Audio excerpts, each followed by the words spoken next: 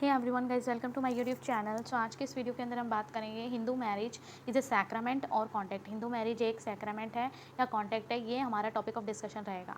ठीक है, इस वीडियो के अंदर मैं जितने भी रिलेटेड केस लॉज हैं और पूरा विद सैक्शन जस्टिफिकेशन हम इस टॉपिक को डील करेंगे। बहुत ही इंपॉर्टेंट टॉपिक है जिससे अक्सर क्वेश्चन आता है। देखते हैं, in Hindu religion there is a confusion और conflict that marriage is a sacramental union, कि मैरिज क्या है, या तो सैक्रामेंट है या फिर कॉन्टैक्ट है, ये हमेशा सही रहा है। Since very early age it is considered as a sacramental union. Vedas and Shastras also contain the idea that the marriage is a sacrament. In Hindu marriage, all the rites and rituals should be performed directly for a complete marriage. ठीक है, अब अगर मैं वेद और शास्त्रों से बात करूँ तो स्टार्टिंग से आपको पता है कि हमारे ये आता है कि ये संस्कार है, एक संस्कार है, एक सैक्रामेंट, एक पवित्र बंधन है जिसके अंदर जितने भी रीति रिवाज हैं उसको परफॉर्म करना जरूरी है ताकि एक शादी पूरी हो सके और उसको वैध माना जाए। It is also believe that the marriage is indissolvable union in nature and ties remain even after the death. Marriage is also considered to be a means to attain moksha. इसका मतलब मैरिज को जो है वो मोक्ष की प्राप्ति के लिए भी जरूरी माना गया है। अगर आपने मोक्ष की प्राप्ति करनी है तो भाई क्या चाहिए, ऐसा माना जाता है कि जो सन है वही आपको मोक्ष की प्राप्ति दे सकता है। और सन कब होगा, जब आपने मैरिज की होगी वैलिडली। तो इसीलिए जो है शादी अटेनमेंट ऑफ मोक्ष के लिए, प्रोक्रिएशन ऑफ चाइल्ड के लिए ज़रूरी है। और ये माना जाता था कि ये इनडिसॉल्वेबल नेचर है। इनडिसॉल्वेबल का मतलब ये होता है कि कभी ख़त्म नहीं होने वाली, इवन 7 जन्मों तक चलने वाली ये मानी जाती थी। इसके बाद अगर हम बात करें कॉन्ट्रैक्ट की, तो जैसे जैसे हमारी सोसाइटी चेंज हो रही है, where contract plays a vital role, marriage is also included within the ambit of the contract. Hindu marriage act 1955 also contain the provision that relates to the marriage with the contract, but it is not having general consequences as a contract, so we cannot consider it as a pure contract, rather हम कहेंगे कि ये दोनों जो है mixture है। Marriage क्या है, marriage is a mixture of contract and sacrament. इन दोनों का मैरिज एक मिक्सचर है, ये कह सकते हैं। ठीक है, क्यों, क्योंकि जो हम आगे प्रोविजंस पढ़ेंगे इसमें आपने समझ में आएगा। जैसे सोसाइटी चेंज कर रही है, इसके अंदर कई सारे कॉन्ट्रैक्ट के भी प्रोविजन है और सैक्रामेंट तो हमारा स्टार्टिंग से ही था। आगे हम बात करते हैं इंट्रोडक्शन टू मैरिज। मैरिज क्या होता है, मैरिज जो है एक लीगली डिफाइन कर सकते हैं एक ऐसी स्टेट जिसके अंदर एक पर्सन जो है उसके अपोजिट सेक्स के बंदे के साथ जो है वाइफ वो शादी करता है और दोनों को पति पत्नी का स्टेटस मिलता है। One is considered as a husband and another one is considered as wife. Both the parties there is legal marriage, consensual and contractual relationship, and that relationship is recognise in the eyes of law, society and any other relative. अब हम बात करें कि अगर आपने इस शादी को भी खत्म करना है, then it is always dissolvable by law. अगर आप लॉ है, लॉ के थ्रू इसको डिजोल्व कर सकते हो। अगर आपने शादी और मतलब फैमिली को जो है फैमिली की चेन को कंटिन्यूस करना है, प्रोक्रिएशन जो है जरूरी है, तो प्रोक्रिएशन तभी पॉसिबल होगा जब जो है ग्रेटिफिकेशन ऑफ सेक्सुअल डिज़ायर हो। और हिंदूज बर्थ के अंदर जो है चाइल्ड का होना बहुत ज़्यादा जरूरी माना जाता है अगर आपको सैल्वेशन चाहिए, यानी मोक्ष की प्राप्ति चाहिए। ठीक है, इसीलिए मैरिज जो है ऑब्लिगेटरी है हिंदूज के लिए। नेक्स्ट मैं बात करूं कि सैक्रामेंट कैसे है। अब जो हमने दोनों जो बात पहले रखी थी, अब हम बात करते हैं कि सैक्रामेंट कैसे है। तो ऋग्वेदों के अंदर पहले से ये मेंशन किया गया है कि ये एक सैक्रामेंटल यूनियन है। सैक्रामेंटल मतलब कि ये एक पवित्र बंधन है जो कि शुरू से ही चलता आ रहा है और शादी तभी वैलिड होगी जब वो सारे रीति रिवाज को अच्छे से परफॉर्म किया जाएगा। वाइफ को भी अर्धांगिनी कहा जाता था। वाइफ को अर्धांगिनी कहा जाता है। अर्धांगिनी मतलब होता है पुरुष का आधा हिस्सा जो है एक पत्नी को माना जाता है और जब वो शादी कर लेता है तभी वो पूरा होता है। ठीक है, मनुस्मृति में ये कहा गया है कि अगर एक बार जो है शादी से बंध गए, ठीक है, तो वो उनकी जो सोल है, उनकी आत्मा एक मानी जाएगी और उनके बीच में कोई डिफरेंस नहीं होगा। मतलब कि चाहे वो फिजिकली अलग अलग होंगे, दो बंदे होंगे, लेकिन उनकी जो सोल है वो एक ही होगी। समझ गए। Next is section 7 of the Hindu marriage act क्या प्रोवाइड करता है, ये प्रोवाइड करता है ceremonies of A Hindu marriage.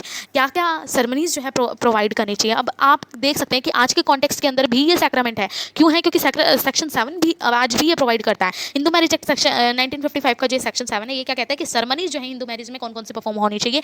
ये कहता है कि एक हिंदू विवाह जो है वो किया जा सकता है उस किसी भी प्रथा के अकॉर्डिंग, मतलब जो भी आपकी प्रथा चलती आ रही है किसी भी पार्टी की। अगर जैसे हस्बैंड है तो हस्बैंड के साइड के सारे प्रोविजन माने जाएंगे, और अगर वाइफ है तो वाइफ के जितने भी सारे के सारे साइड के प्रोविजन माने जाएंगे। मतलब चाहे हस्बैंड हो चाहे वाइफ हो, किसी भी पार्टी के जो भी रूल्स हैं उसको फॉलो किया जा सकता है।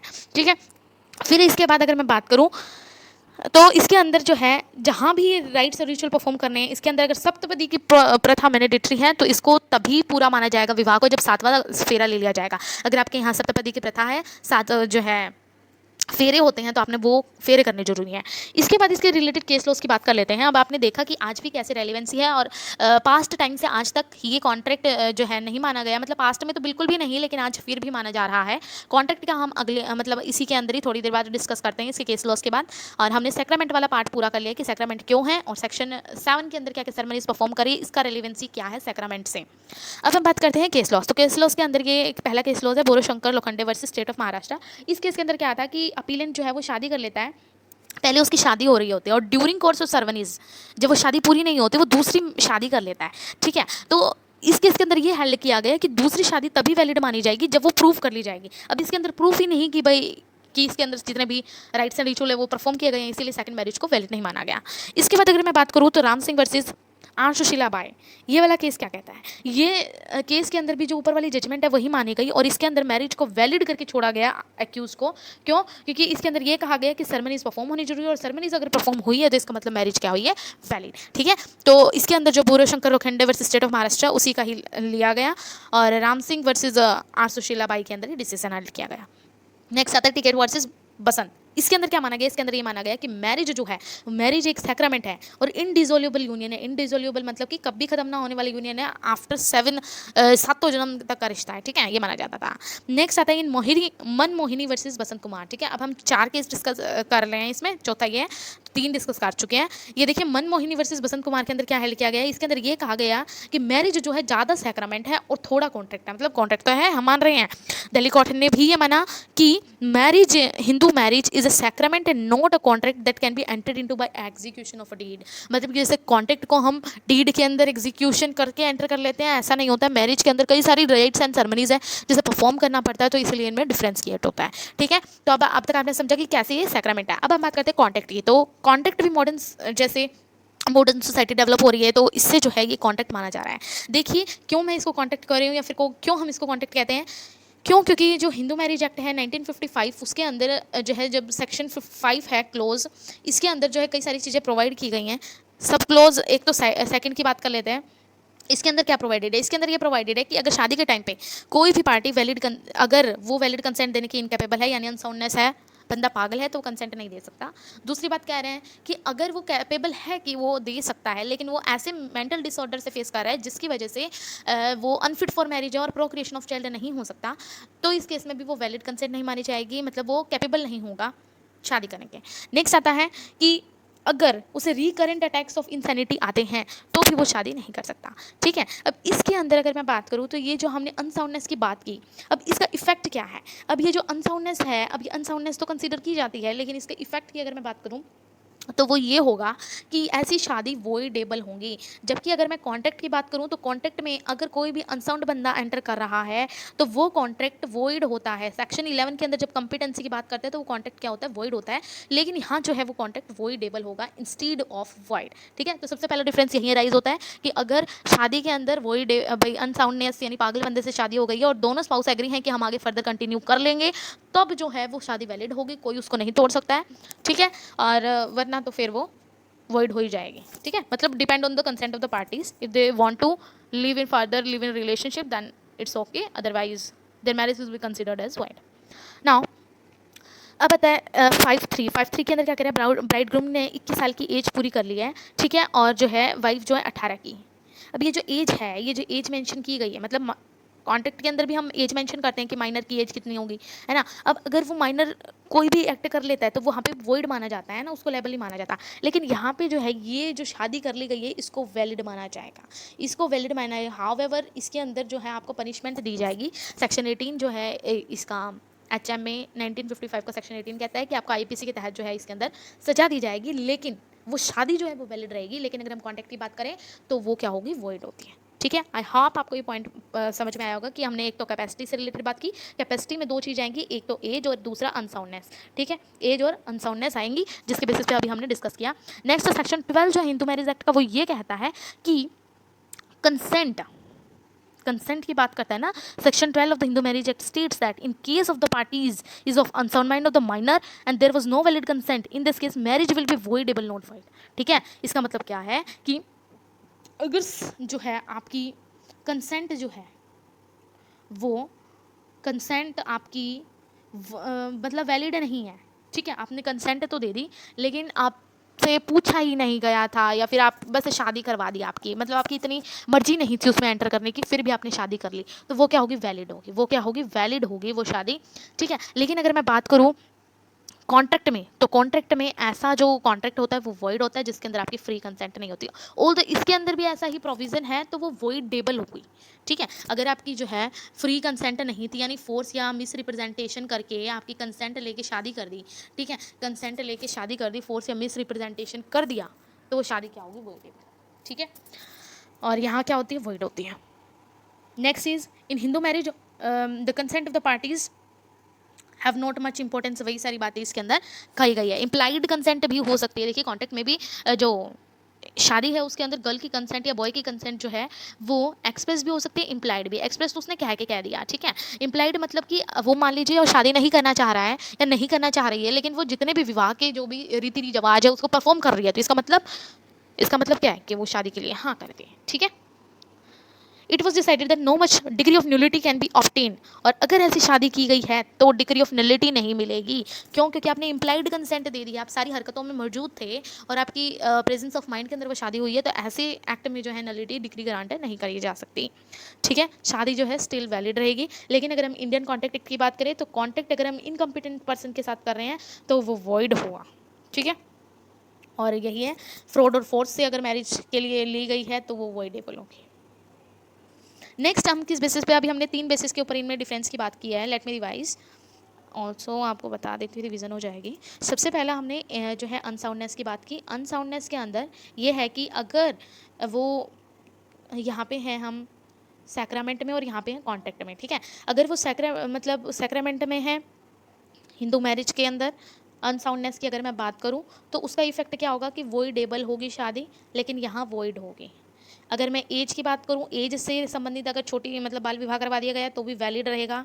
यहाँ जो है अगर माइनर है तो वो जो है बाइंड नहीं होता, माइनर के साथ कॉन्टैक्ट क्या होता है, वॉइड होता है ना। अगर मैं जो है कंसेंट की बात करूँ तो यहाँ पे consent not mandatory, but here consent plays a very important role. ठीक है, तो इन तीनों बेसिस पे अभी हमने डिफरेंस क्रिएट किया है। अब जो है हम बात करते हैं सैक्रामेंट वाली, सैक्रामेंट में चलते हैं। और ये बात जहाँ सैक्रामेंट में लिखी गई थी कि इनडिस्पेंसिबल यूनियन है, मतलब इसको तोड़ा नहीं जा सकता, अब क्या कर सकते हैं, इसको तोड़ सकते हैं। सेक्शन 13 जो है डाइवोर्स की बात करता है, तो उसके तहत जब हम शादी को तोड़ सकते हैं।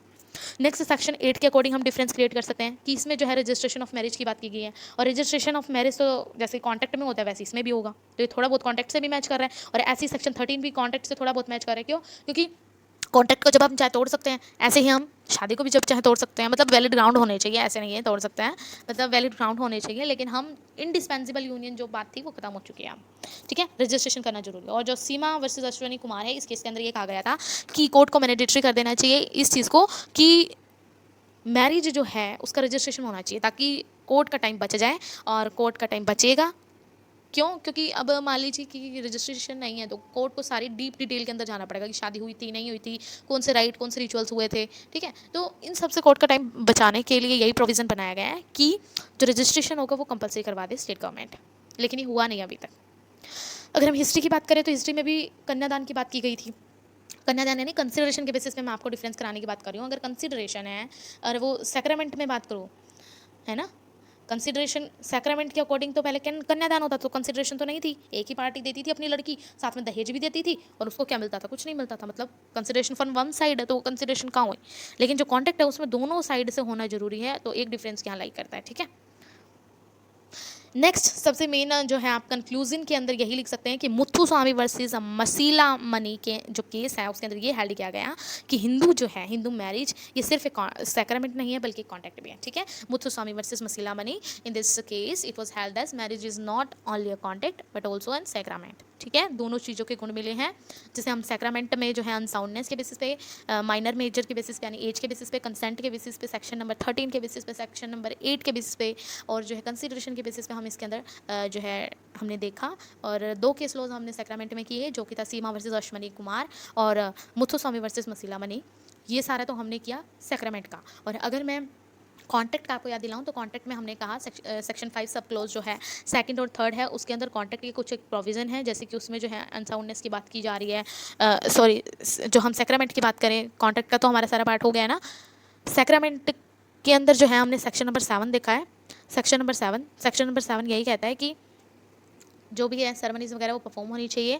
इसके अंदर हमने जो है बोरा लोखंडे ऐसा वर्सेस स्टेट ऑफ महाराष्ट्र का केस देखा, ठीक है। और जो है हमने कई सारे केस इसके अंदर भी देखे थे, 3-4 case. Ram Singh versus R Sushila, ये हमने Borashankar Lokhande versus state of Maharashtra, Ram Singh versus R Sushila Bai, टिकट वर्सेस बसंत और मनमोहिनी वर्सेस बसंत कुमार, ये सारे केस देखे, जिसमें हमें जो है ये आइडिया हुआ कि ये कॉन्टेक्ट है या क्या है। और कंक्लूजन में हम लिख सकते हैं कि ये मैरिज जो है ना तो प्योर कॉन्टेक्ट है ना प्योर सेग्रामेंट है, इसके अंदर मिक्सचर हम कह सकते हैं कि ये दोनों के मिक्सचर हैं। आई होप आपको समझ में आया होगा। मैंने पूरा डिटेल में आपको बताया है कि मैरिज के अंदर अगर हम सेग्रामेंट की बात करें तो सेक्शन 7 के बेसिस पे वैलिड ग्राउंड्स में बात कर रहे हैं, और जो है मैरिज क्या है क्या नहीं है इसके अंदर जितने भी केस लॉज आपने लिखने हैं। कॉन्टेक्ट के बारे में मैंने बताया कॉन्टेक्ट किस किस बेसिस पे हम इसको कह रहे हैं और उसके अंदर क्या क्या जो है केस लॉस हैं। फिर आपने कंक्लूजन लिख देनी है एंड दैट्स ऑल। आपका बहुत अच्छा क्वेश्चन रेडी हो जाएगा जिसमें आपको अच्छे मार्क्स मिलेंगे। If you do like my video please like कीजिए, सब्सक्राइब कीजिए and share this video also with your friends. Thank you, bye bye.